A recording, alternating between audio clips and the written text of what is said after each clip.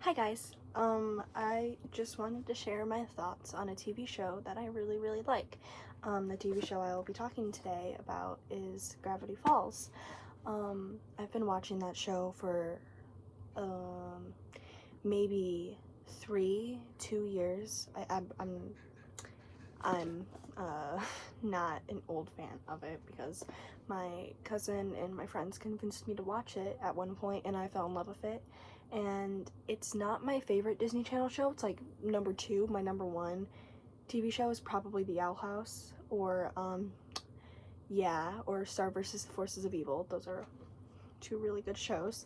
But Gravity Falls is probably up there because it is such a complex kids show that everybody, like, it's talked about well enough, but I don't think it's talked about well enough. So I'm here to share some of my thoughts on it, and if you want to add anything in the comments, go right ahead, because this is just a new channel that I want to look back on and say, oh, she was a complete nerd, I'm totally not like that anymore. Go for it. So, also, sorry about the messy background. Don't mind that. That has been there for a long time. Okay. So to start things off, I have Journal 3, and I also have the Book of Bill. And I also have this Bill cipher who lost like the top of his head that my friend Simon made me a couple years ago. Bill cipher. He's so great. I also have him all over my room. I have him right there on my wall. I also have him right on my vanity right there. And yeah, he's pretty cool. He's my favorite villain in cartoon history. So let's start things off with Journal 3. This is Stanford Pines' journal, which I think he is such a cool character. He writes down all of his discoveries and things, and I think it's so neat. And then he has this one page where he says, "My muse," and he's basically just describing Bill because he doesn't see him as evil yet. He sees him as an acquaintance or a match made in a galaxy, or star-crossed partners. It can go both ways, whether how you preview the show. But basically, it describes his discoveries, it describes what he's learned in Gravity Falls, it describes there's a reason this is printed, obviously. It's to show fiction, solutions about living in Gravity Falls and how Gravity Falls works in the paranormal and stuff. But I think it's so cool how, like, some of the pages, it's like this, you know what I mean? Like, you have to decode it. And I think it's like the coolest thing ever. Because it's, I don't know, the riddles in this show and like in the books, because I have multiple books. I have, I was a nerd. I am a nerd still, but I bought the bedtime stories for like when I go to bed and stuff, because I was gifted with some money for my birthday and I decided to buy it. So I bought that. But I first got Journal 3 from my amazing mom. I love her so much. Thank you. And then I also got Journal 3 with some savings that I had from birthday and Christmas and all of that. And I bought it with my own savings, but my mom ordered it and I gave her the money back. So, TMI, but these I just keep over here stored because sometimes I like to just show these off and I think it's the coolest thing in the world. So back to Journal 3. It kind of ends kind of abruptly from like all of the curse of Bill cipher and the ciphers and stuff. But basically Bill shakes his hand, takes over his body a couple times. Bill takes over his body a couple times, my fault. But Stanford is basically Bill's toy at this point. And Ford is going through hell. So he decides to make a very, very obnoxiously difficult cipher that the entire Gravity Falls fandom yearned to figure out for years and years and years, which I was not around for. But that's okay, because I automatically know what that is, because you have to connect all the journals at once, and I think it's the coolest thing. I keep saying it's the coolest thing because it is. Get that straight. So, and then you have like these really, really creepy pages where it's like, my muse saw a monster. My muse was a monster. You see, it says saw backwards. But my muse was a monster. I was a puppet, and then it's ciphers everywhere, and then it says F was right. F stands for Fiddleford. You learn that more in the series. But then there's Bill Cipher, and he like Ford completely changes paths, and he's like, Bill can't be trusted and stuff, and I think it's the craziest thing when you read this thing back to back, because I have several times, and I think it all has a very, very fine line conclusion to the show. I'm still waiting for next summer, because I want to know if Bill ever comes back, or if he is just stuck in stone forever with Time Baby and stuff. So okay, but yeah, okay, I just want to check if my earring's still on. But yeah, it talks about the blind eye, and then ways to hide, like the invisible ink stuff, and then it also talks about Bill corrupting other people's bodies and making Ford hallucinate. And then he also talks about the hiding places and the journals and stuff. Of the journals and stuff. And little doodles of Bill everywhere. This is literally what I do on my schoolwork all the time, is I do little doodles of Bill because I'm bored. But then the iconic catchphrase in the show, trust no one. So neato. Then it's pages of blank and blank and blank until Dipper finds the journal in the tree. So he basically goes full nerd, and he's like trying to figure out like the perfect kind of a thing to say when talking or starting a journal. So he's kind of saying greetings, salutations, what's up, and then he just concludes with like, hey there. Okay. So he starts with, my name is Dipper Pines, and from now on I'll be the one writing in this book. You're probably wondering how a normal kid like me wound up with one of the most amazing books of all time. Well, it wasn't on my reading list. The truth is, and then he comes up with cool little side quest that he totally did not do. But he says things like, I fought 100 mummies to get it. I broke a vampire's neck and took it from him. Or I pulled it out of the stomach of a dragon with my bare hands. Those 3 things did not happen. So he finally concludes and comes raw, and he says, I found it on total accident. So this is the next page. I'm only gonna read a little bit because I don't want you guys, if anybody's watching this, like just sitting here listening to me read. So I'm just gonna kind of give a quick little overview of it. So, beginning. At first, this old thing was covered in centipedes and dust and smelled worse than my Grunkle Stan. More on him later. But once I blow-dried all the moths out, I began to look through the sucker, and I've been obsessed ever since. So, let's give a little, talk about Dipper real quick. Dipper is, the twin brother to Mabel Pines. His name is Dipper Pines, but his real name is Mason, but he goes by Dipper. So, sorry, I feel like I'm about to sneeze. he was walking in the woods because his Uncle Stan ordered him to put up signs in the woods. So,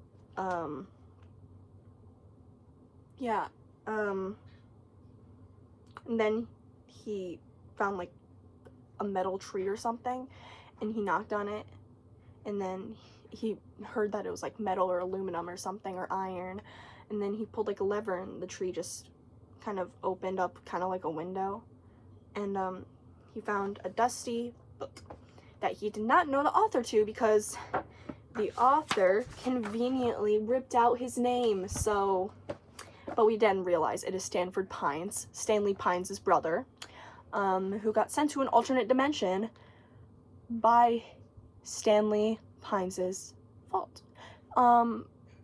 Yeah. So basically, he talks about Seuss, Wendy, Mabel, his sister, and then he just talks about who the author is, and he's like baffled by it. This is Dipper, and his as I said, his real name is Mason, but he goes by Dipper Pines. He is 12 years old, but I'll be 13 by the end of the summer. That's what he said. His hometown is, I don't know if I'm saying this right, Piedmont or Piedmont, California. Nice place, very boring. His interests are video games, the paranormal, photography, and Icelandic pop group BABA. And if you do not know, that is a reference to the Icelandic pop group ABBA. Love them. I listen to their music all the time. They killed it at Eurovision. I watched that video way too many times. Then he talks about his twin sister, Mabel. Imagine me with girl hair and about 1,000 pounds of sugar injected into my bloodstream. Can be a real friend when she's not doing one of her bits. She's smarter than people give her credit for, and often acts the way she does just to drive me insane. Was a lot more fun before her boy obsession. So, there's Mabel. Mabel is a top 5 for me. She is an amazing character. I think, yeah. This is Mabel, she is punching a gnome, because, we'll talk about that later. But, yeah. And then he talks about his, birthmark, the Big Dipper. That's how he got his nickname. Yeah. So, Mabel, she finds a guy that she claims is the love of her life or something, but it's actually a gnome that it's gnomes stacked on one another, forming into the mystery zombie guy that Dipper likes to call him. But Dipper got a new hat, and I have the hat in my room. I would go grab it, but it's so far. So, and then there's Old Man McGucket. This is Fiddleford. This is the guy who Stanford Pines said he needed to trust, but he didn't trust at the time, because Fiddleford and him were going through a very, very difficult relationship. So, yeah.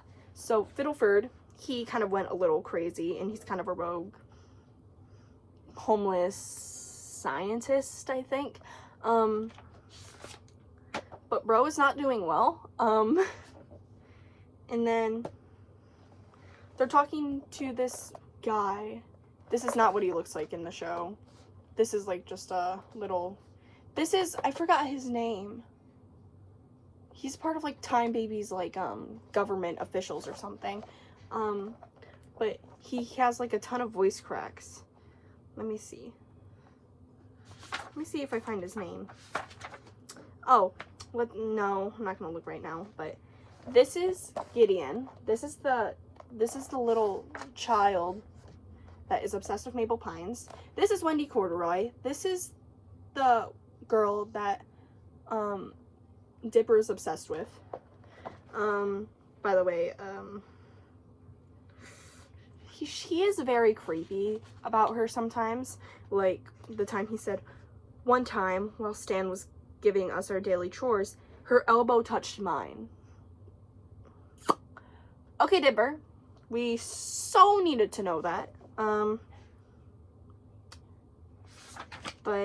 then Mabel took over the journal for some reason. I think it's so cute.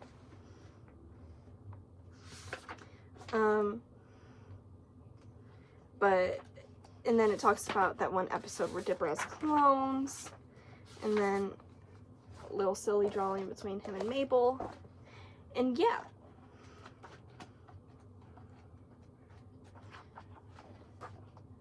And then at that kind of end of the show, I think the end of like season 1, it kind of gets taken by the government.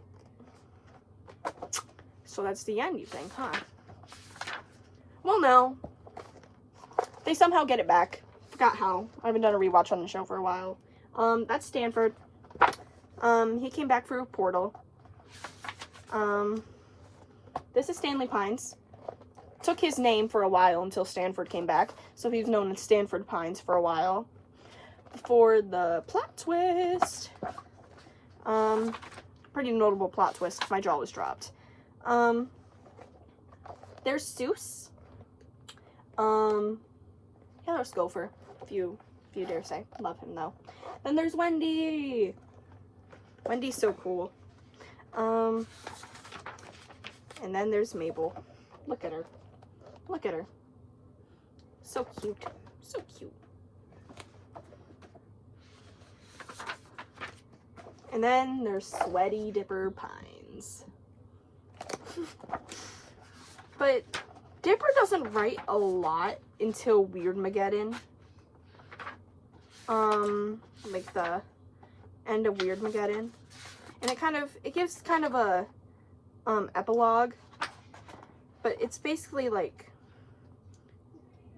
during like before Weirdmageddon, it was Stanford writing in the journal. And I think it's so neato.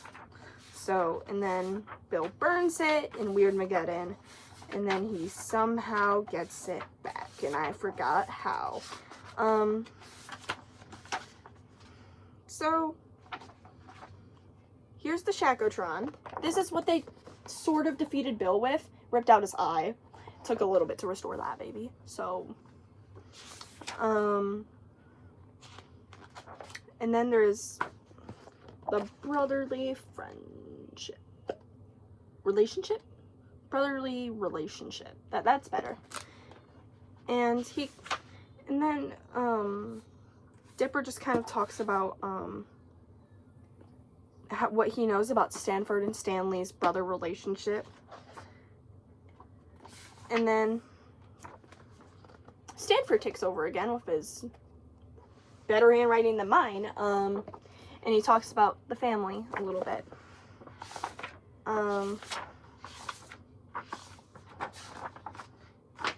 And I was dumb. This was my handwriting back in, I think, 5th grade, I think. I don't know. But yeah, that is classified information at the end there. So that is Journal 3. This is going to be really poorly edited because I don't really feel like editing right now. I was ecstatic when I got the Book of Bill. When I tell you, never mind. I'm not going to say that. I was so excited when I got this book because Bill is amazing. Bill is lovely. Yeah. So, this is the Book of Bill. It begins with some of the burned pages that Bill took. And then it says, like, hey, put your name down. So I didn't put my name down because I'm not ruining this book. And then it's like, put your hand down and stuff. And it's like, put your hand down and give your soul to Bill and stuff. So I'm like, okay. So I did that once. And it drained your blood. And then becomes the havoc of Bill Cipher himself. See? It's Bill. And then he breaks through, and he just kind of talks about, hey kid, haven't seen you in a while. And he says, like, Bill, you're an all-powerful being. Why write a book, huh? Why let me read it? Also, aren't you dead? Are you dead or what? What's the deal? And Bill says, I have no idea what you mean. So it doesn't really give us a conclusion to the lore. And then it gives us this really creepy page where he says, I'm perfectly fine. Buddy, you look like Kane. So, I don't want to hear that. This is probably my favorite shot of Bill ever.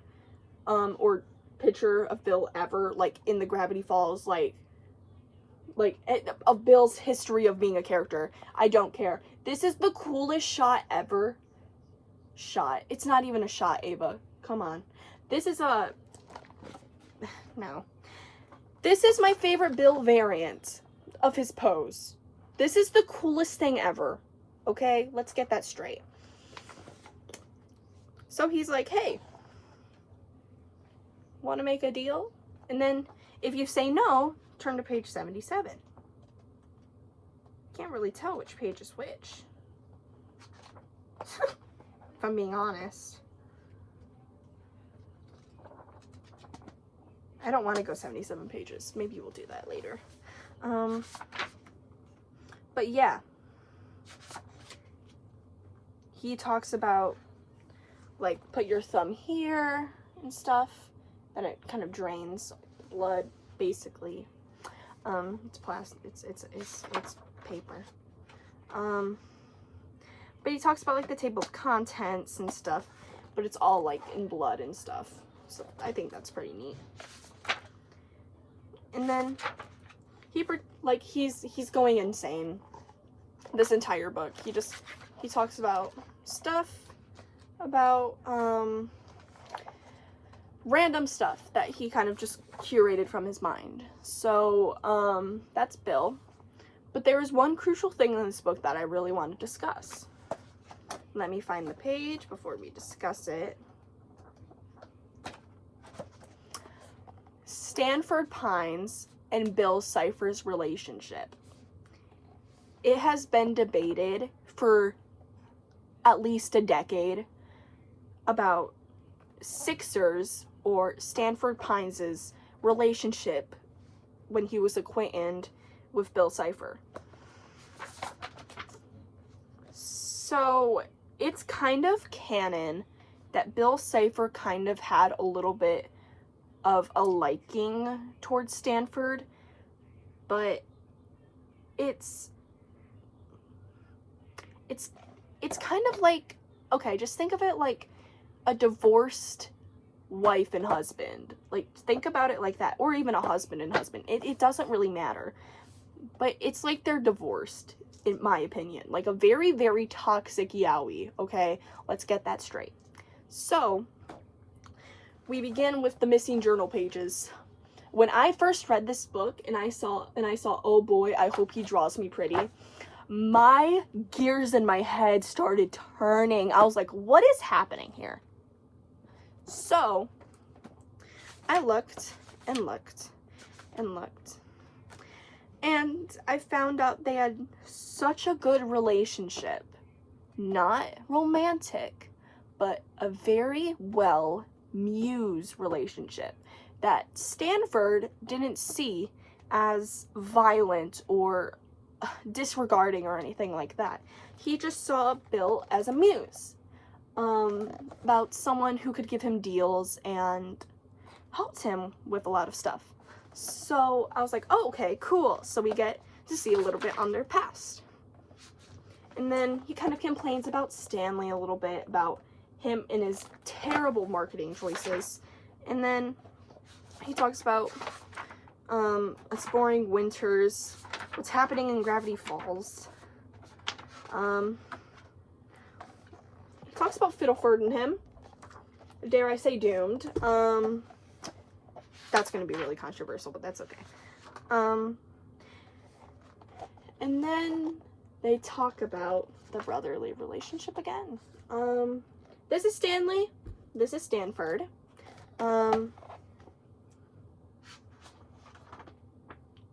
Yeah.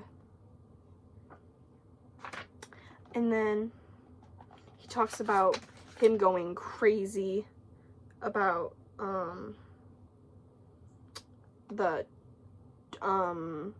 about Bill and the paranormal of Gravity Falls and stuff. And he's like, I was wrong about everything. I've shut down the portal, damn it all. It's a quote from the book. This is not, okay, let's get this straight. Gravity Falls, like the show, it can be meant for all ages. But this book probably teens to adults. This is not for kids if you take a deep dive in the book. The Valentines say, very interesting things. So, we're not gonna look at those. You can look at those yourself. You can find them online. But he talks about making a Bill-proof suit with the metal everywhere. But that's why he installed the metal plate in his head. So I think that's pretty cool. And then he talks about the zombills. Oh no. But the page is totally crazy. And then they communicate in sticky notes. I was trying to find the name of it. These are the sticky notes that they communicated in. This is Stanford losing his mind. And then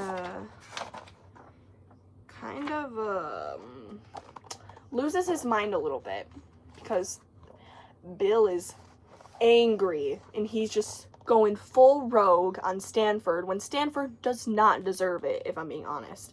Like, what is he doing here? What is he doing here? What is he doing here? Like, what is happening is what I asked myself when I first read this book. And then you go by the pages and you realize that Stanford and Fiddleford split up as friends and colleagues. So Stanford is kind of corrupt in the mind, so it's not just Bill, it's also him. And then we get to this page where Bill treats it like a divorce or like a high school breakup.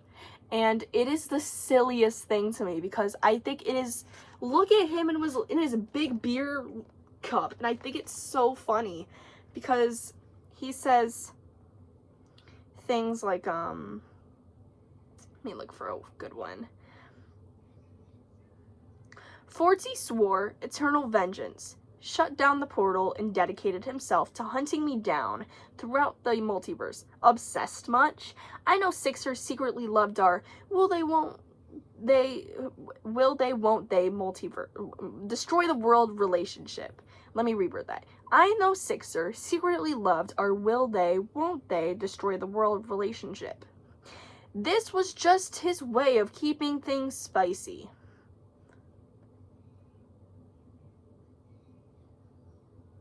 Okay, Bill. Bill, I get it. You're, a very interesting triangle, aren't you? And then we get some more pages, on, the cool stuff about, what happened after Bill got punched by Stanley. And then it kind of ends off the book with him being silenced. Yeah, that is the Book of Bill. And that is Journal 3. I think it's pretty neat, these two books. This was just a 30-minute rant video if you just wanted to listen to it in the background of, like, whatever you're doing. I don't care, because I don't know what else to post. So, there's that. Thank you for listening. This has been really boring. Well, not to me, probably you guys.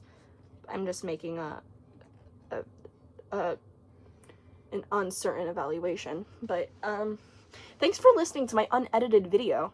I really appreciate it. It's kind of like a podcast. I kind of mess with it. Okay. Anyways, bye. Thank you guys for watching. Bye.